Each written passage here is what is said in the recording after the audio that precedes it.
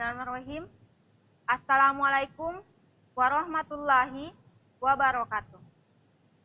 Selamat pagi anak-anak Maca. Kita berjumpa kembali dalam program pembelajaran jarak jauh tingkat sekolah dasar Kabupaten Sinjai. Hari ini, anak-anak Macaku sekalian akan belajar bersama ibu guru. Anak-anak Maca, apa kabarnya hari ini? Semoga sehat selalu ya. Semoga kita semua senantiasa dalam keadaan sehat dan tentunya penuh semangat untuk belajar. Dan untuk anak Macaku yang sedang terbaring sakit, ibu doakan semoga cepat sembuh dan rajin minum obat ya. Semoga bisa kembali sehat dan juga semangat untuk mengikuti pembelajaran. Nah, anak Macaku sekalian, ada pepatah yang mengatakan, tak kenal maka tak sayang. Jadi, ibu perkenalkan diri dulu ya. Nama ibu guru Andi Syarfi Yunita Syarif SPD. Ibu mengajar di SD Negeri 226 Saukange, Kecamatan Sinjai Boron. Bagaimana? Semua sudah siap belajar? Iya. Semua semangat ya anak-anak. Hari ini kita akan belajar pelajaran tematik kelas 5, yaitu tema 8, lingkungan sahabat kita, subtema 3, tahap pelestarian lingkungan, pembelajaran yang ketiga. Anak Maca sekalian, sebelum belajar, marilah kita membaca doa agar dimudahkan dalam menuntut. Berdoa dimulai. Doa sebelum belajar. Bismillahirrohmanirrohim. Rabbi zidni ilma warzuqni fahma.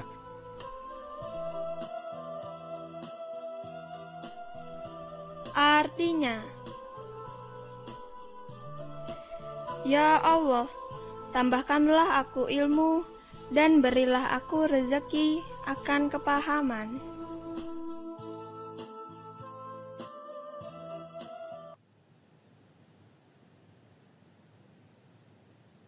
Nah, adapun tujuan pembelajaran kita hari ini, yang pertama adalah melalui kegiatan membaca, anak-anak Macaku sekalian mampu menjelaskan pengaruh kegiatan ekonomi terhadap tingkat kesejahteraan masyarakat dengan benar. Yang kedua, melalui penjelasan ibu guru, anak-anak Macaku dapat menyebutkan keuntungan dari keragaman sosial akibat adanya berbagai jenis usaha. Nah, anak Maca, pada pembelajaran subtema 1, anak-anak Macaku sudah mengetahui jenis-jenis usaha ekonomi serta pengaruhnya bagi masyarakat. Sekarang, mari kita membaca teks berikut bersama-sama ya.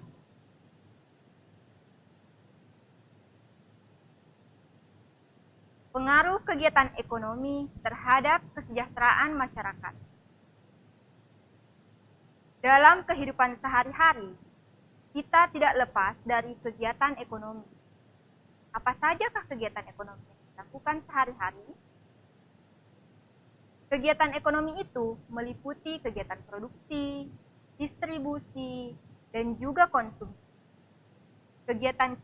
Ketiga kegiatan ekonomi ini saling berkaitan satu sama lain. Satu kegiatan ekonomi yang terhambat akan mengganggu kegiatan ekonomi lainnya. Nah, adapun jenis kegiatan ekonominya akan Ibu jelaskan sebagai berikut ya. Yang pertama adalah produksi. Apakah kegiatan produksi itu? Amatilah kegiatan ekonomi seorang petani. Tentu anak-anak Macaku di rumah pernah melihat seorang petani, bukan? Nah, kegiatan yang dilakukan oleh seorang petani yaitu menanam padi di sawah, lalu memberi pupuk dan menyiangi rumput yang tumbuh sela-sela tanaman padi. Setelah bulir padi mulai bernas, petani mengusir burung-burung yang berusaha memakan bulir-bulir padi itu. Tak saat padi menguning, itulah saatnya petani memanen dan hasil panennya lalu dijual. Anak-anak maca, dari ilustrasi di atas, si petani ini telah melakukan kegiatan produksi. Jadi, produksi itu adalah kegiatan yang dikerjakan untuk menambah nilai guna suatu benda atau menciptakan benda baru sehingga lebih bermanfaat dalam memenuhi kebutuhan. Orang yang melakukan kegiatan produksi biasa disebut dengan produsen.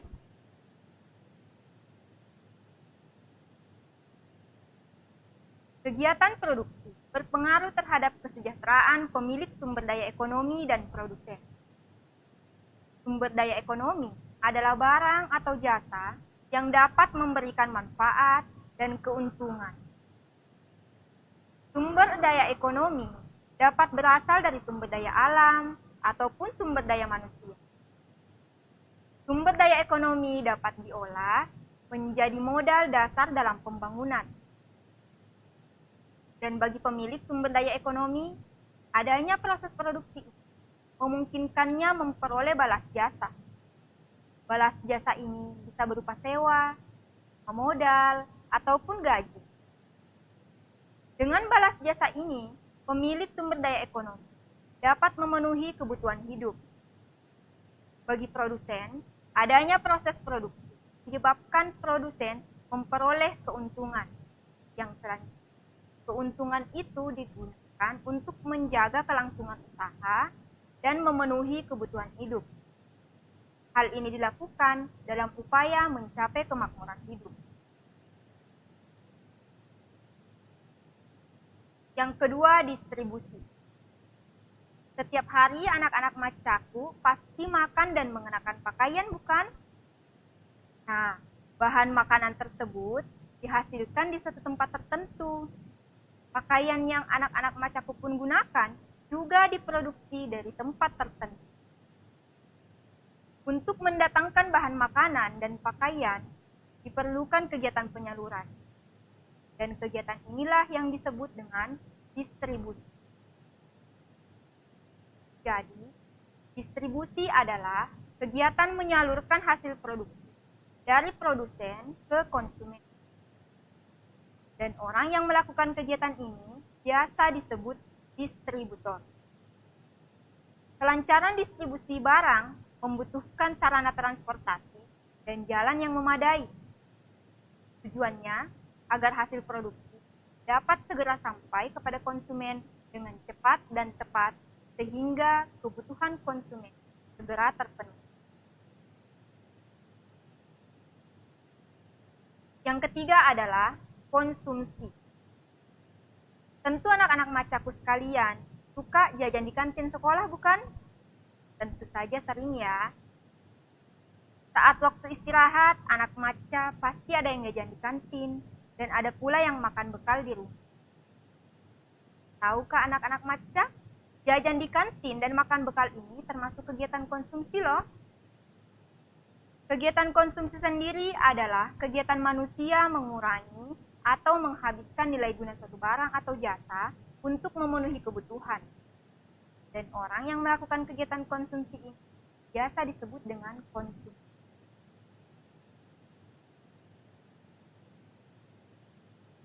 Untuk mengkonsumsi barang atau jasa, masyarakat mengeluarkan pengorbanan tertentu yang bisa berupa uang atau juga waktu. Nah, dari uraian di atas, tentu anak-anakku sekalian sudah mengetahui kegiatan ekonomi dan dampaknya bagi masyarakat. Kegiatan ekonomi ini sangat berdampak positif bagi peningkatan kesejahteraan masyarakat. Nah, anak-anak maca di rumah, bagaimana? Semua sudah paham mengenai kegiatan ekonomi? Ya, ini saatnya Ibu Guru memberikan tugas pertama ya. Ibu akan membacakan soal-soalnya. Kemudian, Ibu akan memberikan kesempatan kepada anak-anak maca sekalian untuk men-screenshot. Dan jangan lupa untuk dikerjakan di rumah ya. Jawablah pertanyaan di bawah ini sesuai dengan teks bacaan di atas. Nomor 1, apa yang dimaksud dengan produksi? Yang kedua, apa manfaat kegiatan produksi? Yang ketiga, apa yang dimaksud dengan distribusi? Nomor 4, apa manfaat kegiatan distribusi? Dan nomor 5, apa yang dimaksud dengan konsumsi? Bagaimana? Semua sudah men-screenshotnya? Jangan lupa untuk mengerjakannya ya nak, dan mengumpulkannya di guru kelas masing-masing. Nah, anak maca yang di rumah, tadi kita telah membahas mengenai kegiatan ekonomi yang berdampak positif bagi kesejahteraan masyarakat. Ini tentu sangat berhubungan erat dengan keragaman yang ada di Indonesia. Ayo kita membaca bersama-sama teks di bawah ini ya. Keragaman sosial budaya.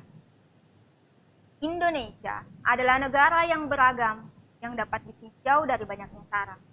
Cara itu apa? Cara itu adalah suku, agama, ras, dan juga antar golongan. Keragaman sosial budaya disebabkan oleh beragamnya suku bangsa serta kekayaan budaya yang ada di Indonesia. Dalam keberagaman ini, antar masyarakat sangat perlu dan wajib untuk hidup harmoni, supaya mencegah terjadinya konflik atau hal semacam ini. Masyarakat Indonesia ini berasal dari berbagai latar belakang budaya, serta suku bangsa yang diharuskan untuk senantiasa hidup harmoni. Nah, adapun keuntungan dari keragaman sosial akibat berbagai jenis usaha antara lain, yang pertama, menjadi identitas kebanggaan. Banyaknya latar belakang sosial yang dimiliki akibat dari kegiatan usaha, maka ini bisa menjadi suatu kebanggaan yang dimiliki oleh Indonesia di mata dunia. Yang kedua adalah menambah pendapatan negara. Berbagai kegiatan usaha yang dilatar belakangi sosial budaya yang berbeda tentunya akan menambah pendapatan negara secara makro dan meningkatkan pertumbuhan ekonomi. Yang ketiga, meningkatkan nasionalisme dan patriotisme. Apakah anak macaku mengetahui perbedaan dari keduanya? Nasionalisme adalah kesadaran untuk mencintai tanah air dan memiliki kebanggaan terhadap eksistensi Indonesia. Sementara patriotisme adalah perilaku kepahlawanan, mencintai tanah air, dan rela berkorban untuk kepentingan bangsa dan negara. Yang keempat, meningkatkan toleransi. Dengan adanya keragaman sosial akibat berbagai jenis usaha, dapat menjaga nilai-nilai keharmonisan antar sesama yang bisa bermanfaat untuk diaplikasikan dalam kehidupan masyarakat. Dan yang terakhir adalah meningkatkan kekayaan sosial budaya. Nilai-nilai tradisi yang telah diturunkan dari nenek moyang suatu bangsa dapat menjadi aset kekayaan sosial budaya yang tidak ternilai harganya dan menjadi pembelajaran bagi generasi yang akan datang. Nah, anak maca, itulah tadi pemaparan Ibu mengenai apa saja keuntungan dari keragaman sosial budaya ini. Berikut Ibu berikan tugas kedua ya. Keragaman jenis usaha ekonomi menimbulkan keragaman sosial dalam masyarakat. Apa keuntungan dari kondisi ini? Nah, anak-anakku bisa menulis hasilnya dalam tabel berikut ini ya. Bagaimana? Apakah anak macaku di rumah sudah men-screenshotnya? Nah, jika sudah selesai, anak macaku bisa mengerjakannya di rumah ya, dan juga dikumpulkan ke guru kelas masing-masing.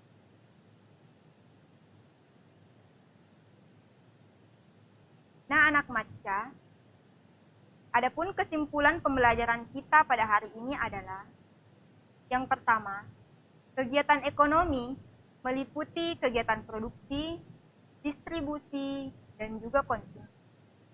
Kegiatan ekonomi ini saling berkaitan satu sama lain.